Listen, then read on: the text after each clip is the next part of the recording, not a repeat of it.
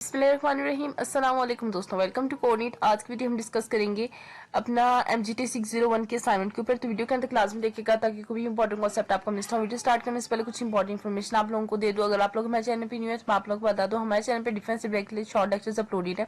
इसके साथ साथ फाइनल और मिड टर्म के current papers, reviews, important topics, इसके अलावा रिसोर्सेज आप लोगों के साथ शेयर किए जाते हैं। Smart tips and tricks, video के असाइनमेंट, GTBs लेटेस्ट अपडेट्स और डिफरेंट सब्जेक्ट के क्विज़ेस भी अपलोडेड हैं जो आपके लिए बहुत ज्यादा हेल्पफुल होंगे। पोल सेक्शन में डिफरेंट सब्जेक्ट के पोल्स बनाए गए जो आपके लिए इतने ज्यादा हेल्पफुल होंगे क्योंकि ये सारे हैंडआउट से लेकर बनाए गए और आपकी प्रिपरेशन में ये सॉलिड एक आप लोगों के लिए गोल्ड फीचर है। आप लोगों ने इनको लाजमी जाके सर्च करना है। हमारा व्हाट्सएप चैनल और ग्रुप ज्वाइन करने के लिए लिंक डिस्क्रिप्शन में दे दिया गया, आप लोग वहां से जाके ज्वाइन कर सकते हो। एंड इसके साथ साथ अगर आपको अपना LMS हैंडल करवाना है, ये पेड सर्विस करवानी है, अपने असाइनमेंट, GTB कुछ भी, तो आप हमसे कॉन्टैक्ट कर सकते हो। हम आपको पेड सर्विसेज भी प्रोवाइड करते हैं। आज की वीडियो स्टार्ट करते हैं। MGT 602 की असाइनमेंट है हमारी, ठीक है। 4 नवंबर से पहले हमने इसको सबमिट करवाना है। 8 मार्क्स की है हमारी टॉपिक की, इसके बिजनेस वैल्यूडेशन मेथड की। जवाद हसन ने बनाई है। ये लर्निंग ऑब्जेक्टिव्स इसके देख लेते हैं। तो बिजनेस की डिफरेंट वैल्यूएशन मेथड को समझना और हर बिजनेस के लिए कौन सी वैल्यूएशन मेथड बेस्ट है ये सिलेक्ट करना सीखना। लर्निंग आउटकम्स क्या है, आप आइडेंटिफाई कर पाओ कि किस टाइप का बिजनेस के लिए कौन सी वैल्यूएशन यानी मेथड सही है आपका, और आप कोई लॉजिकल रीजन भी दे पाओ कि आपने वो मेथड क्यों चूज किया है। अब कॉन्सेप्ट का कुछ बैकग्राउंड है तो वो देख लेते हैं। तो जब कोई एंटरप्रेन्योर बिजनेस करता है या खरीदता है, एक्सपेंड करना चाहता है, तो उसे बिजनेस के ट्रू वैल्यूज पता होने चाहिए। इस प्रोसेस को बिजनेस वैल्यूएशन हम कहते हैं, ठीक है। ये वैल्यू जो होती है वो डिसाइड होती है कुछ फैक्टर्स के ऊपर। कुछ फैक्टर जो है उनको थोड़ा डिटेल से पढ़ लेते हैं। सबसे पहले होता है हमारा बिजनेस का एसेट्स, ठीक है, जिसको हम कहते हैं जायदाद, और मशीनरी, फर्नीचर, इन्वेंट्री। दूसरा होता है हमारे पास मार्केट बेस्ड अप्रोच।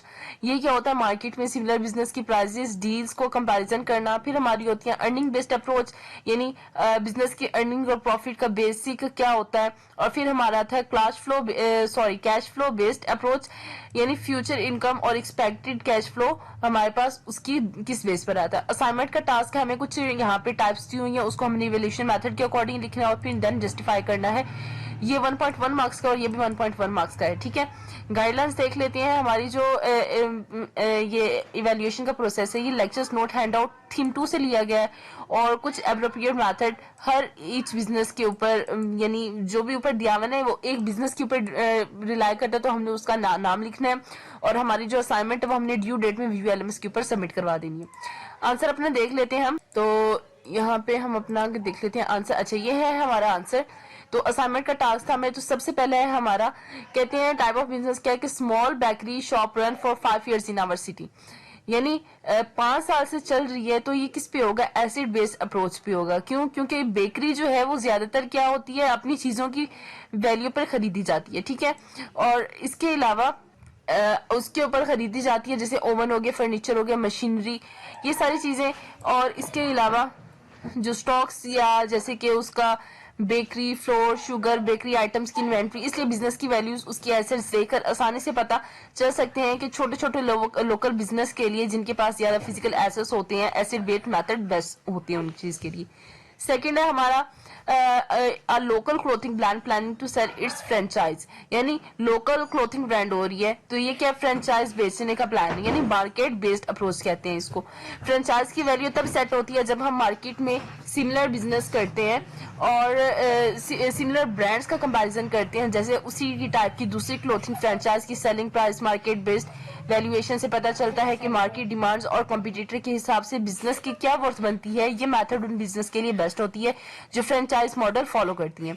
तीसरा है हमारा mobile repair shop with limited physical assets. इसमें क्या होता है, काम जो होता है वो फिजिकल एसेट्स के साथ होता है, तो इसको कहते हैं अर्निंग बेस्ड अप्रोच, यानी मोबाइल रिपेयर शॉप का ज्यादा एसेट्स नहीं होता, सिर्फ जो बेसिक टूल्स वगैरह होती हैं। इस शॉप की असली वैल्यू उसकी मंथली अर्निंग और या लोकल जो कस्टमर से आती है उससे होती है, इसलिए अर्निंग बेस्ड अप्रोच यूज होती है यहाँ पे, जहाँ बिजनेस की वैल्यू उसकी रेगुलर इनकम और प्रॉफिट को देखकर डिसाइड की जाती है। सर्विसेज बेस्ड छोटे बिजनेस प्लान के लिए यह मेथड बेस्ट होते हैं। नेक्स्ट है हमारे पास a digital marketing agency earning steady monthly revenue from clients, यानी हमारे digital marketing agency monthly client revenue से कैसे होता है। तो कैश फ्लो बेस्ड अप्रोच होती है इसमें, इस एजेंसी की वैल्यू जो है फ्यूचर अर्निंग और क्लाइंट कॉन्ट्रैक्ट से रिलेटेड होती है। अच्छा, डिजिटल मार्केटिंग एजेंसी में क्या होता है, इसकी वैल्यू फ्यूचर अर्निंग और क्लाइंट कॉन्ट्रैक्ट से रिलेटेड होती है, क्योंकि एजेंसी सर्विसेज देती हैं और क्लाइंट से मंथली स्टेबल कैश इनफ्लो मिलता रहता है, इसलिए कैश जो फ्लो बेस्ड वैल्यूएशन होती है वो इसमें बेस्ट होती है। ये मेथड उन बिजनेस के लिए परफेक्ट होती है जहां फ्यूचर कैश इनकम प्रिडिक्टेबल होती है। ठीक है, आई होप सबको क्लियर हो गया। छोटे सी ये असाइनमेंट थी, 8 मार्क्स की थी हमारी, सॉरी ये 8 मार्क्स की है हमारी, 20 मार्क्स यहाँ भी नहीं है, 8 है। तो आप लोगों की ये असाइनमेंट थी छोटी सी, आई होप सबको क्लियर होगी और आपको समझ आ गया कि आपने इसको कैसे सॉल्व आउट करना है। बाकी अगर आपको वीडियो अच्छी लगी तो लाइक क्लास में कीजिएगा, चैनल को सब्सक्राइब कीजिएगा और बेल आइकन को प्रेस कीजिएगा ताकि हमारे चैनल से आने वाले मजीद अपडेट्स आपको टाइमली मिलती रहे, और बाकी फ्रेंड्स के साथ भी शेयर कीजिएगा ताकि आपके साथ सब उनकी भी हेल्प आउट हो जाए। मिलेंगे नेक्स्ट वीडियो में, बहुत ज्यादा ख्याल रखिएगा, दुआ में याद रखिएगा, तब तक के लिए अल्लाह हाफिज।